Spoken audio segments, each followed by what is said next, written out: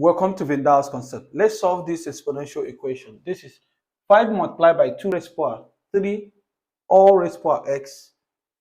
The question here is 5 multiplied by 2 raised to power 3x is equal to 8.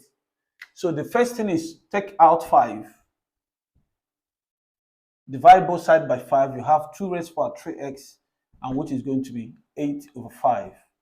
There is nothing else you are going to do to this to make it be a base of 2. In this case, you are going to include logarithms. I'm going to say, taking logarithm, natural logarithm of both sides, I'm going to have ln 2 raised to power 3x is equal to n 8 over 5.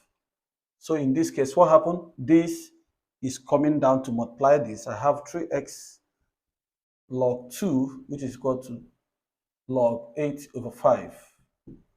And this is going to be the same thing as 3x is going to be equal to log 8 over 5 divided by log 2. Therefore, I'm also going to divide by 3, also divide by 3.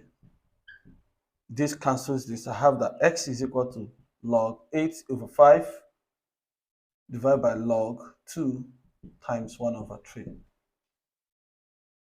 Thank you.